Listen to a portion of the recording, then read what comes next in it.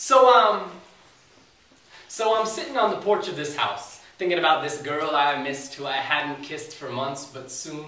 It is afternoon and the sun is shining in that hot, hot way that makes an American kid like me be like, damn, I'm in the Middle East. And Saeed would call it Orientalism, but I'd just call it accidentalism, realizing that I happen to be aware from all my years of reading way back there that it is hot in the Middle East. The house is a big house. The house is an Arab house with fancy rugs and chintzy mugs made of white plastic, and I choke, drinking fantastic coffee lined with smoke, thinking the air is thick with exhalations, and there exist my explanations, and then I hear the click of a gun.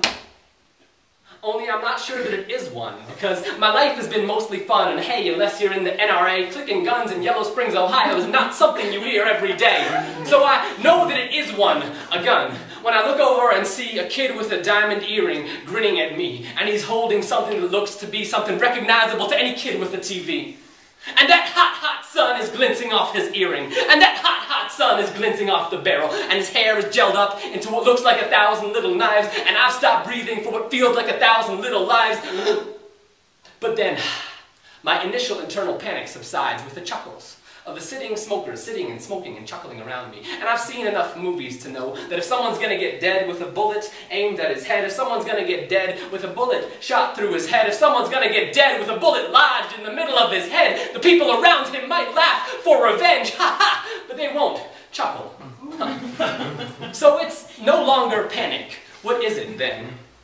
It's like my soul is winding its way through an invisible hole made by imaginary lead in the back of my head until it drips onto the floor, and I can't use it anymore because I imagine what I know this boy is imagining. I am pumping bullets into these Jews, these monsters, these things, and as my power exceeds and succeeds, their oppression is meaningless as they bleed.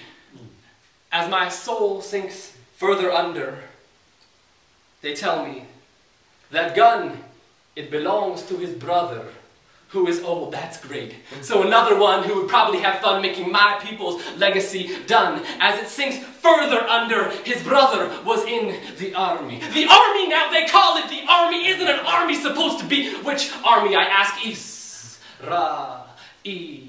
Israeli. The word floats and waits, and it stings like it grates, each syllabic pod growing and expanding and hovering there until it has no choice but to wisp away into the hot, hot Middle Eastern air.